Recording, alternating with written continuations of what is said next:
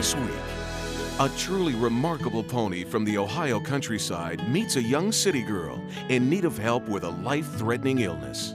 They asked me if I wanted to ride him, and I said yes. And after a remarkable recovery, they become a powerful force on a mission to help others. And now, she has a chance to give back something that was given to her, like passing along the gift, like it's the torch. Like millions of cat lovers, Katie Finney's world revolved around her best friend, Gizmo. Then together, they would face a fiery ordeal. Next thing I knew, I was being awakened by my cat, Gizmo, on my chest, licking my face. Gizmo literally saved my child's life, and I'll forever be in that cat's debt. And later, Lisa Gray had come to rely on her personal assistance dog for independence and companionship. But one day, after a simple task leaves her overcome by fumes, she would need far more help than she ever had before. If I didn't have her that day, I don't know what the outcome would have been. It could have been that I'd be dead.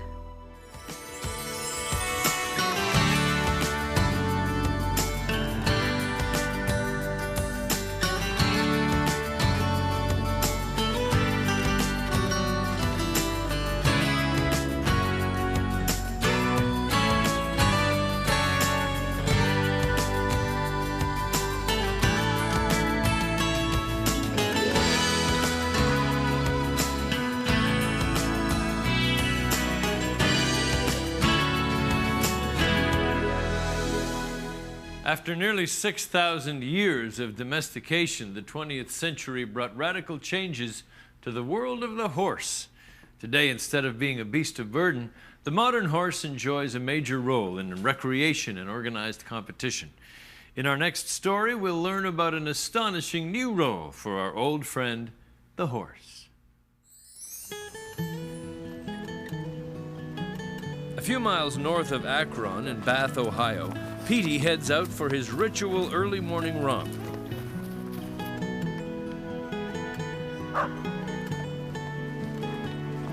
He's one of 9 special resident horses donated to the Victory Gallop Therapeutic Riding Stables, a farm nestled in the rolling hills of the Ohio countryside. Sue Miller, one of the founders and co-directors of the therapeutic riding program, provides a safe refuge for children who are struggling with a variety of challenges. We deal with children with depression, compulsive behaviors, anxiety disorders. We deal with a lot of foster children who have been physically or sexually abused. And then we also deal with children with learning disabilities, some mild forms of autism.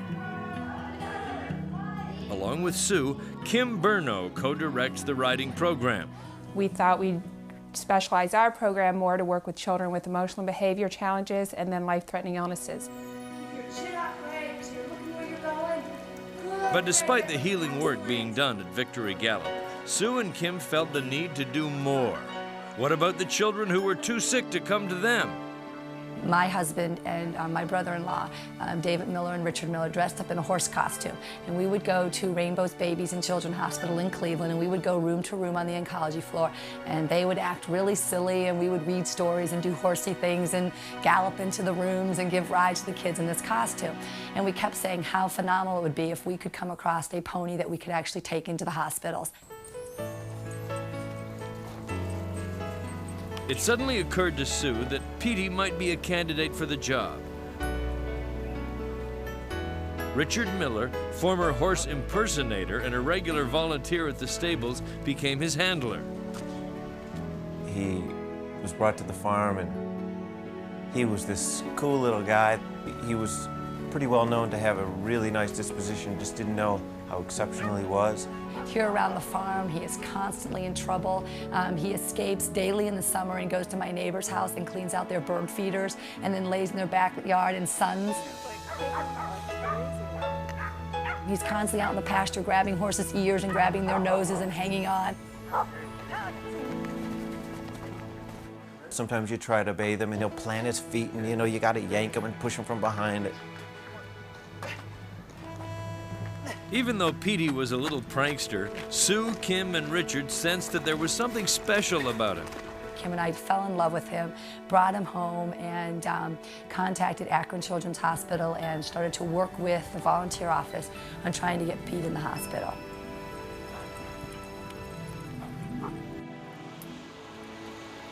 It didn't take long for Brenda Angioni, Director of Volunteer Services, to be won over.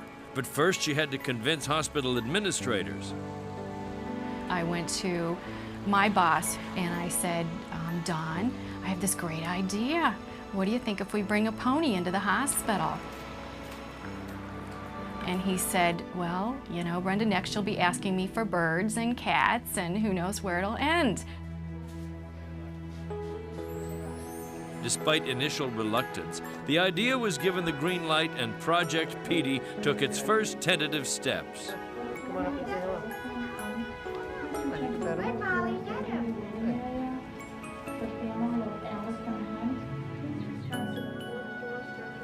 We had high hopes that it would work, and we were pretty confident, but only he could be the determiner. Jennifer, we want to sit there for a couple seconds and pet him? That's okay.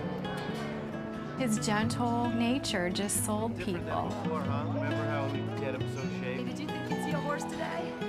Everybody just fell in love with him. And that's just what happened when 3-year-old Sierra Jacobson met Petey for the first time. She was at the hospital undergoing her rigorous therapy sessions. Sierra's mom, Kim, remembers that day. Here was this pony at the hospital, and I couldn't believe it. And her eyes lit up. And it was just, it was wonderful. She loved him. And seeing Sierra happy was a rare event for Kim. Only 3 years old, her child had endured 3 open-heart surgeries. Unbelievably, her first operation was when she was only 5 days old. We first found out that Sierra had a heart defect when I was about 3 months pregnant. When she was born, they had a team from Children's Hospital waiting, and they took her immediately. Well, they called me about an hour later and said that her defect was so bad that they really needed me to come there. They told us about her defect, which is called Hypoplastic left heart syndrome, and it basically means she didn't have a left ventricle, and the remaining part of her left heart was so small and underdeveloped that it really wasn't there. Your world just comes crashing down and you think, you know, here's this child that's not going to have a chance to live a full life. But I can remember on the way home talking to my mom and just crying and saying, you know, I planned for this baby and now I feel like I'm planning for a funeral. And that's what I felt like, that I was preparing myself for this ending. Sierra's first 2 surgeries were a success, but in the aftermath of the 3rd surgery, Kim noticed that something was terribly wrong.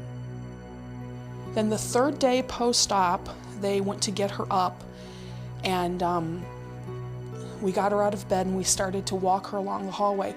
While her whole left side, she was just dragging her foot, her arm was just limp. Tragically, Sierra had suffered a severe stroke. I blamed myself because I had always stayed with Sierra every night in the hospital. I never left her. And the night before that we found this out was the one time I had ever left her. Against tremendous odds, Sierra began her long, painful recovery. That's when she met Petey, and her life changed.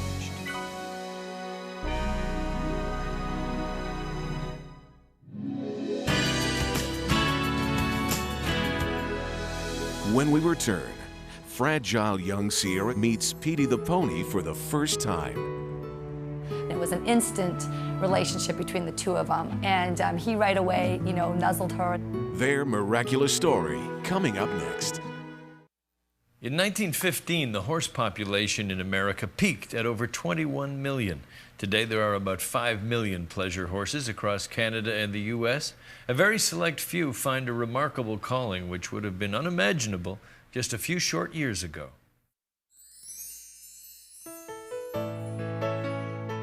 3-year-old Sierra Jacobson met Petey at a critical time in her young life, recovering from a stroke after her 3rd open-heart surgery. The therapy sessions Sierra had to endure were long and painful. She hated going to the Children's Hospital in Akron. All that changed the day she met Petey. Sue and Kim, they asked me if I wanted to ride him, and I said yes, and he put me on in a ride, and then after therapy, I always get to go and go in. How about with Petey and ride him?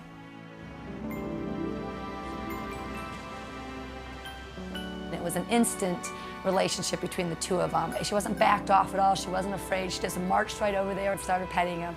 And he right away, nuzzled her. Just go ahead and do it. Hi, Bonnie. Give me a little kiss. Just knowing Petey was waiting for her motivated Sierra to make it through one more difficult therapy appointment. At one point, Petey's schedule got turned around by the hospital. Well, so then we had to totally rearrange our therapy schedule because she had to have Petey there to go to therapy. After therapy, Mom let me go see Petey, and it made my therapy more fun. All right, what do you say? Loud. Petey gave Sierra a magic ticket that took her away from, the everyday doctors, surgeries, pain. Big hug.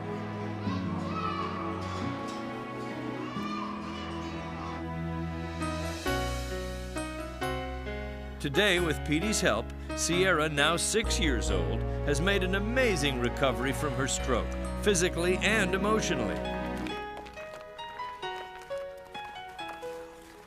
At the time that Sierra met Petey, he was quite a bit larger than she was. She was very little, probably didn't even weigh 20 pounds.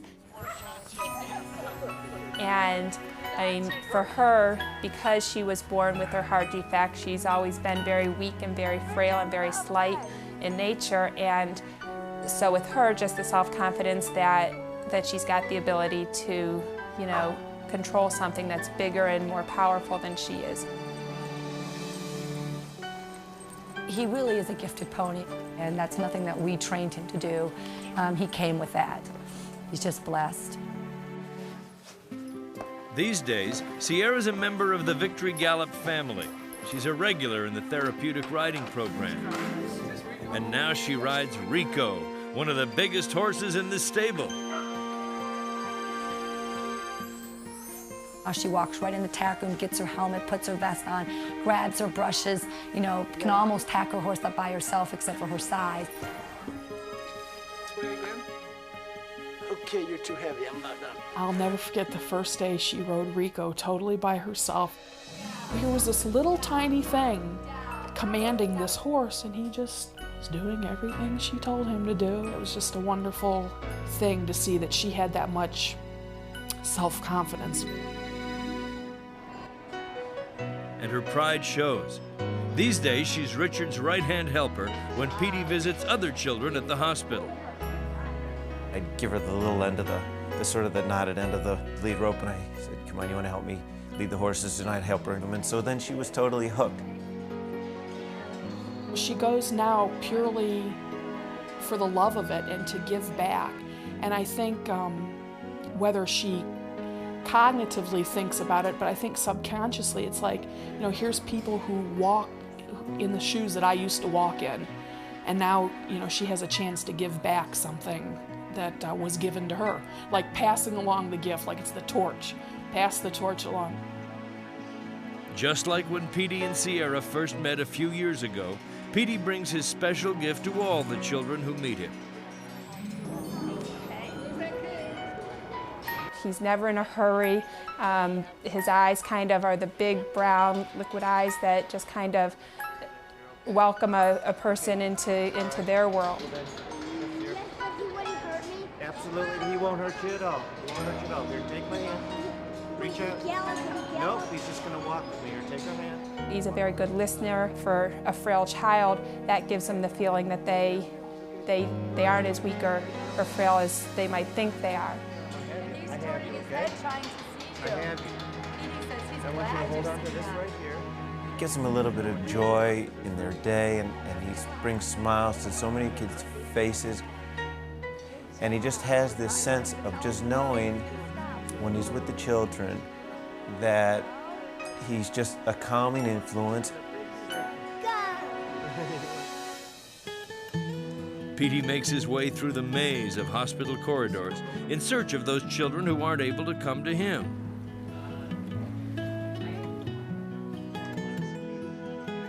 I'll bring him over to the bed, and Petey will sort of look in the bed, and he'll sort of lower his head down. So his nose will be almost on the blanket of the bed, to be able for the child to be able to just reach out and pet Petey. He's a nice pony. He's so gentle. Isn't he nice? He's funny. We go to the cancer ward sometimes and see these children and everything, and I'm just glad. I think she's getting an education, and it's something that most kids are not exposed to. There's a little boy. He just came up to Petey all wide-eyed, and he just looked up at him, and all of a sudden he just reached up and he touched his nose, and then he just got so comfortable there, he just sat down. A lot of people ask me, why does this work? I think it's magical.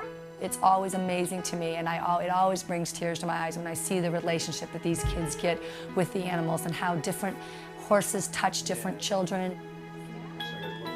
Can you reach the top of Petey? Because of everyone at Victory Gallop, Sierra's life is full of activity and excitement. Catch up. Come on, Ditto. And although she is still fragile, the love Sierra shares with Petey helps her become stronger every day. He has helped heal her physically, emotionally, spiritually. He's given her compassion and I think patience. He's just brought her a long way. Petey is just awesome.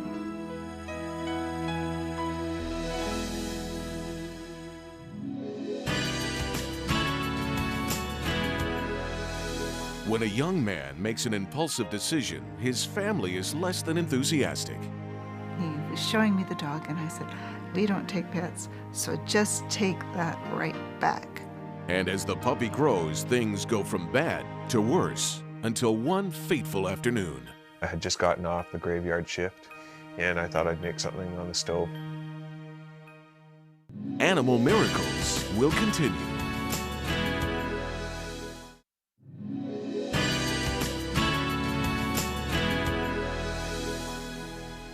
A classic family negotiation involves a young person's desire to get a dog and nearly every parent's rational explanation about the responsibility and obligations of pet ownership. It's a negotiation that takes place in homes just like yours every day. The next time it comes up, and it will, remember this story.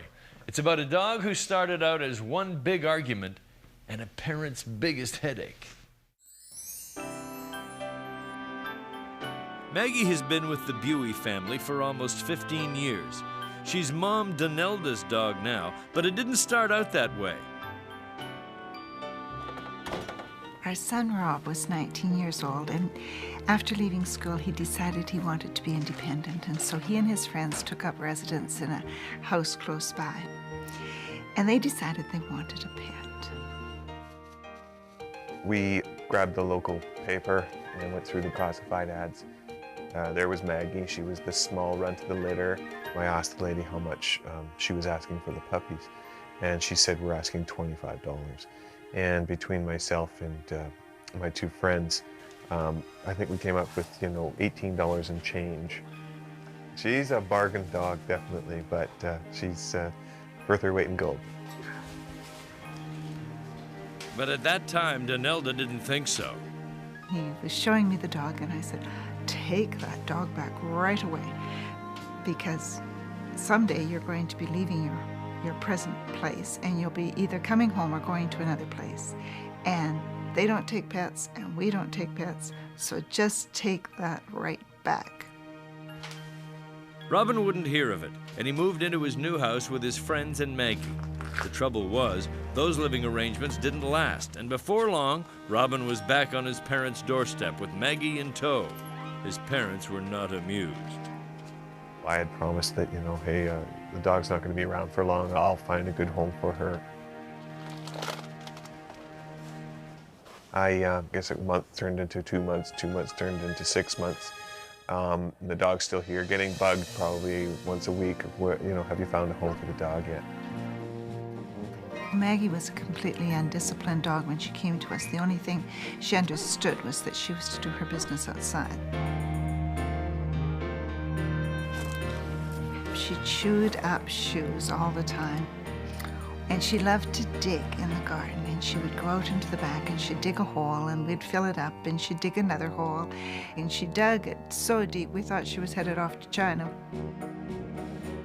And if that wasn't annoying enough, Maggie liked to roam as much as she liked to dig. Our fence was 6 feet tall, and she would go over this fence and be off. And then we would get these telephone calls from my neighbor who would phone me at work and say, Maggie's out. And so I would have to come home from work and put her back in. My husband Byron decided that if we wallpapered the back fence with sheet aluminum so that she couldn't get over it, it looked like a suntanning parlor. It was just all aluminum, silver aluminum all over the place. Donelda was at her wit's end. She'd had enough of Maggie. But one day all that changed. Donelda, a school teacher, had gone to work as usual that morning while son Robin, a factory worker, just off a graveyard shift, returned home. I had just gotten off the graveyard shift and decided that I was hungry. I was having dinner, and I thought I'd make something on the stove. Got some grease out and was going to have some fries. And got the oil going, and went and sat down on the couch, watching some TV, just waiting for it to get hot enough to put some French fries into it. And fell asleep on the couch. I guess I had quite a long night. We do quite a lot of physical labor, and I was just wiped.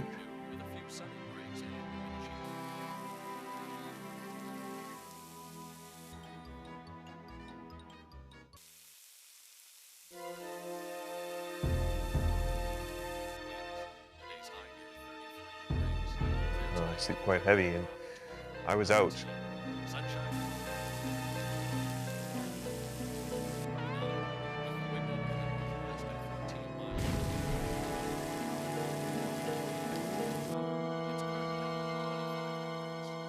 The first thing that woke me up was Maggie.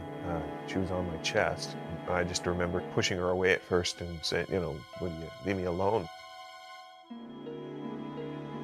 I'm sort of disoriented. The house is full of smoke. But Maggie knew what was going on, and she wouldn't give up. I'm not sure if it was her licking me or her wet nose, but she definitely had woken me up. I was wondering, what do you want? And then I realized I need to wake up now.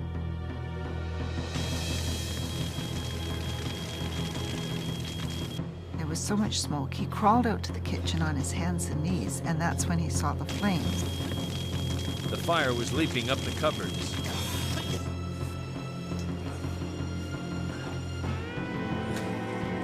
First thing I thought of was, get some water. And then I remembered that water and oil don't mix. Robin raced to his truck and grabbed a fire extinguisher. The adrenaline's going, quite panicked, not being my home, too. Mom and Dad's place.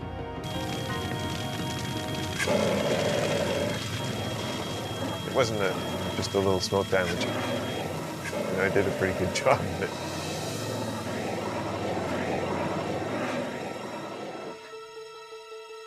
When I walked in, I was speechless. The place was absolutely black. The walls were black, everything was black. Even the light bulbs were black.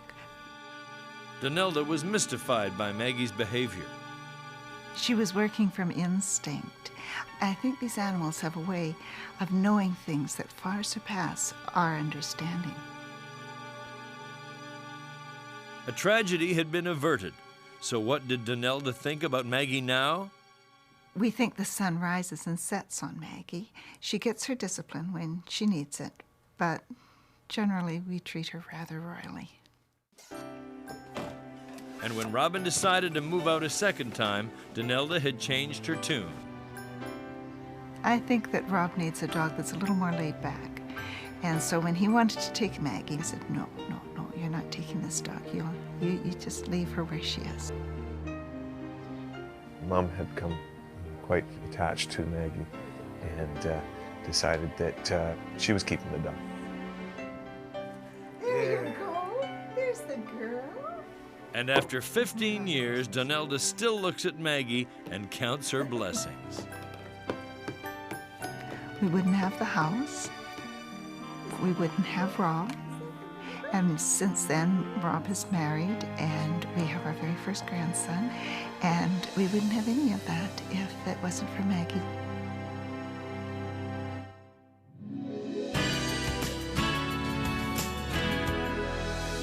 Katie Finney and her special Burmese cat Gizmo are constant companions. Gizmo is very devoted to Katie. They just have a special bond.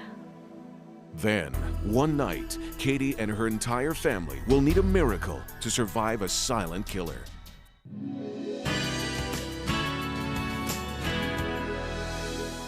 There are nearly 75 million cats in America, and for many people, this is the perfect pet. While various civilizations have attached cultural and religious significance to the domestic feline, most cats are content to be much admired and much loved companions. Our next story, however, proves that cats are more than ornaments.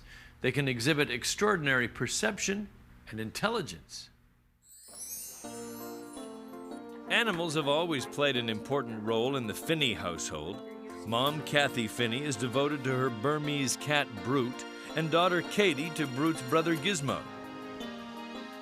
So Dad, Bob Finney, sometimes feels a little left out. My wife and my child absolutely adore their pets. In fact, on the pecking order of the family, I'm probably the low man. The wife comes first, the child comes second, the cats come third, the basset hound, the guinea pig, and then there's Bob. But in this whole family menagerie, it's Katie's cat, Gizmo, that has risen to the top spot on the totem pole. He's the first cat that has actually been mine, and I adore him. He's my baby, pretty much. And I love all cats in general, but my Gizmo stands out the most. I think that a pet or an animal for a adolescent child is probably a very, very important thing because it gives them something to love and that will love them back, and it kind of eases some of the pains of growing up. Katie kept saying that she wanted an animal, and Katie's a very loving child, and it's like she needed something to nurture. So I'm the one who ultimately decided that we ought to give Katie a cat for Christmas. The first time I ever met Gizmo, he actually, he's different looking, so it kind of scared me a little bit, but the only thing that I saw was his pushed-in face and his bug eyes, but then after that I was able to see what he was inside, the loving cat that he really is. When Katie was coming home from school, Gizmo knew every day what time she was going to get home. He'd be waiting for her at the door, and the second she walked in the door, he was in her arms. In fact, Katie and Gizmo were inseparable. Gizmo is very devoted to Katie, follows her around the house, wants to be with her and spend all his time with Katie. They just have a special bond. It was December 15, 1998, the day before Katie's final physics exam. And as usual, Gizmo was there to lend support. I was studying in my bed, and Gizmo was underneath the covers, and looking through my physics notes, just making sure I had it down really well so I would do good on the exam. I had been running track prior to this, training for track season, and I was suffering from unbearable shin splints. I had wrapped an electric heating pad around my left leg, and it was about 12:30 at night, and I had studied all I could possibly. And besides, Katie was feeling drowsy due to the medication she had taken earlier for the pain in her legs. Soon, as was their usual habit, Katie and Gizmo settled in for the night. Gizmo sleeps with Katie, and from the moment we brought him home, he would snuggle into her hair at night. He has always slept under the covers with her also. The long hours of study, coupled with the medication, soon had Katie sleeping soundly and unaware of the terrible danger she was now in.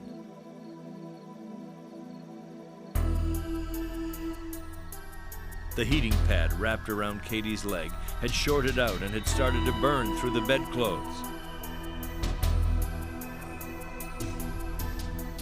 Next thing I knew, I was being awakened by my cat Gizmo on my chest, licking my face and meowing hysterically. If you've ever had a cat lick your face, it's like sandpaper, very, very rough and very awakening. The only thing I knew was the acrid smoke in my room was burning my eyes. I couldn't even open my eyes to see anything. My nasal passageway was burning.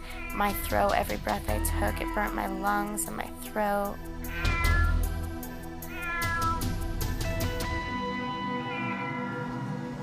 I ran from the room with Gizmo in my arms to my parents' bedroom, and still not knowing what was going on because the medicine did cause so much drowsiness. I just woke up pretty much slowly and just listening to Katie kind of whimpering about smoke and a terrible smell in her room. And that's when Bob woke up with the word smoke. He was out of bed quickly. Bob raced to Katie's bedroom. But once I walked into the room, there was an extraordinarily strong, acrid smell. It was difficult to breathe, and I could see the bedclothes on her bed smoldering. I was afraid that the house was going to burn down. I was afraid that the smoldering fire was going to flash over and the bedroom was going to burst into flames. I was really worried about the nature of the smoke that Katie had inhaled, because it was an extraordinarily acrid smoke. It was hard for me to breathe just the few seconds I was in there. A breath was painful to take. I don't know how she lasted as long as she did in there. It was incredibly overpowering. And I was also scared to death because she had obviously burned her leg, and I didn't know how bad at that point. In fact, Katie was still in shock and was unaware that she was injured. We pulled my pajamas up, and the pajamas were almost stuck to the burn, and it was excruciating. Just gives me chills to this day thinking about pulling the pajamas up and just tearing away my skin from the burn. Gizmo, surprisingly, was very calm. I think he knew that I needed him to hold, and he was very calm, and he just let me hold him and give him kisses, and he was almost my safety net, my comforts during that time. Later at the hospital, the Finney family realized just how lucky they were. The doctor indicated that if the cat hadn't woken Katie up, that we would have found her dead in the morning. The thing that really surprises me about the whole thing is the cat stayed in the area where the smoke was to wake Katie up. I would have thought an animal would have gone for the lowest point to try to get away from the smoke. Instead, he stayed with Katie and woke her up. It was not a survival instinct that he exhibited that night. It was just pure love, and that's pretty much a relationship those two have.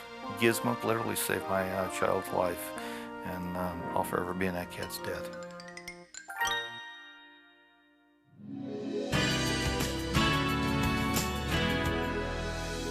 Lisa Gray relies on Kiwi for many things. If I moved my wheelchair, Kiwi followed. She knew every move I made. We started to think alike. During an afternoon's chores, a freak accident would leave Lisa's life hanging in the balance. Their remarkable story when we return. We want to share your miraculous stories. Visit us online at www.animalmiracles.tv.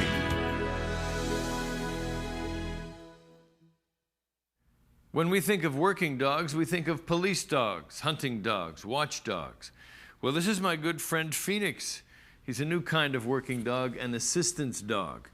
Service dogs for the physically disabled not only perform specific tasks for their human charges, they also greatly enhance their lives with a new sense of freedom and independence. Here's the story of a truly remarkable dog who did much, much more than just help her owner get around. Ron Timrick runs a finishing school of sorts for dogs in Vancouver, British Columbia. When dogs first come here, they have a lot of potential and a lot of enthusiasm. When they leave, many of them become personal assistant dogs. Rookies. All the dogs that we train, we will teach them a core set of 50 to 60 commands that the clients can use to build on to teach their dogs new things, and we teach them how to do that. Lisa Gray is a former trainer at Ron's facility. As her multiple sclerosis progressed, she became a client who needed a dog of her own. Kiwi was not her first choice. She was so much smaller than the other dogs and worked very hard. There was a little cocky streak in Kiwi and a bit of a stubborn streak that just sort of tweaked my sense of, humor, I guess it was. That being said, I still wasn't really thinking of Kiwi as being anything remotely like my dog. But Kiwi was a little dog with a big heart, and she knew that she could do the job. She was more than happy to come back and keep trying, even though she did make a lot of mistakes, as they all do. She just kept coming back for more, kept coming back for more. And then all of a sudden, boom, one day it just clicked, and she was just unstoppable. In fact, Ron knew that Kiwi and Lisa would be perfect for each other. Lisa's a very extroverted personality, always really upbeat and positive, and that kind of matched Kiwi's situation too. Lisa's MS was kind of in the early stages, and she was still very involved in the community, and every day, was out doing something, and that suited Kiwi's personality too. Just go, go, go, go, go all the time. As Lisa's MS advanced, she was less able to do certain physical things for herself. That's where Kiwi came in. She became an extension of Lisa. She was going to take the place of parts of my body that weren't functioning anymore, so she was going to be able to retrieve things that I couldn't retrieve, and she would be able to get things in case of emergency and get the telephone and help me in a whole lot of areas. Lisa continued to work with Kiwi, and as their time together increased, so did the bond between them. Kiwi and I were really, very connected by that point. If I wasn't in the room, Kiwi was looking for me. If I moved my wheelchair, Kiwi followed. She knew every move I made. We started to think alike. Their bond would be put to the ultimate test one afternoon when Lisa was home on her own. I had never in my life used a drain cleaner. I'd always used a plunger. I had opened this drain cleaner to unclog the sink. I didn't even smell anything before I started to have what I thought were spasms, and my hands started to shake. Lisa was having a severe allergic reaction to the fumes. The drain cleaner was spilling onto the sink and then onto my legs, and I backed my chair up. My whole body stiffened. I went into such severe spasms and seizures that I literally slid right out of my chair. Instantly, Kiwi recognized that Lisa was in terrible trouble. All I knew was I was laying in this pool of cleaner. Now I couldn't feel much.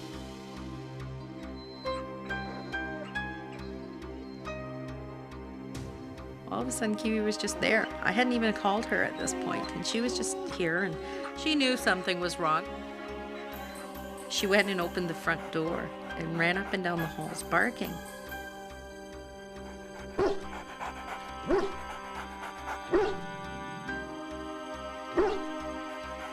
Kiwi's cries for help fell on deaf ears.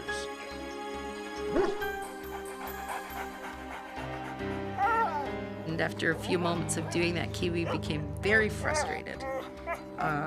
Came into the apartment, grabbed the telephone, and brought it over to me. And I can remember there were starting to be a few gaps in my thought process, and I thought I was just stressed, and I was starting to shake more, and had some trouble with my tongue a little bit. And I was then telling the 911 operator what was going on, and she probably thought I was crazy. Paramedic Anne-Marie West and her partner responded to the call. We got paged, and when we got in the vehicle, we were told we were to go code 4, or lights and siren, out to Penetang for a patient who had fallen out of the wheelchair, and apparently there's some sort of chemical substance that's causing a problem, and there's a dog on scene. Meanwhile, Kiwi knew that she couldn't wait until help arrived.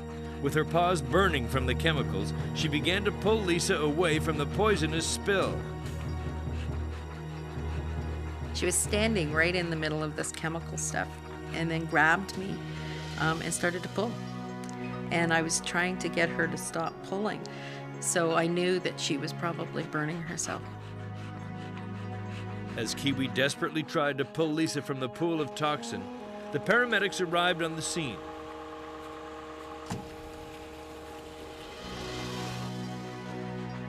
Back inside, Lisa tried to tell Kiwi to leave her, to protect her paws. Kiwi wasn't listening. This was Kiwi's infamous stubborn streak. I know better than you do right now, and I'm not letting go. Hello? When we got there, I could see the dog off to the side laying on the carpet. You could see that the ammonia had lines in it. It wasn't just a nice puddle. So the dog had obviously moved her, and I was just happy that she was conscious and breathing. As her partner attended to Lisa, Anne-Marie treated Kiwi's severely burned paws. She went in, got some water and some cloths, and started wiping off Kiwi's paws and making sure that she was taken care of. Lisa and Kiwi were rushed to the hospital. Had it not been for Kiwi's selfless actions, the outcome would have been tragic. I always sit there and think, what would have happened if the dog hadn't been here? What would it have been like? You go over that really, really seriously in your mind. If Kiwi hadn't gone to retrieve the phone, there would have been no way until someone came home that patient would have been cared for. Kiwi had been taught to do a lot of things in training school, but never this. This miracle she performed on her own. Everybody keeps reminding me that it had nothing to do with Kiwi being a service dog and everything to do with Kiwi doing what she felt needed to be done, and that was taking care of her owner. If I didn't have her that day, I don't know what the outcome would have been. It could have been that I'd be dead. I really have believed for some time now that there's some angel watching out over me, and what I didn't realize is that she had 4 legs. This is my new friend, Bob. He's looking for a new family through adoption at a nearby shelter. And you can visit your local humane society or animal shelter if you're able to bring a dog or cat into your family. You'll be glad you did. I'm Alan Thicke, and we'll see you next time with more miraculous stories.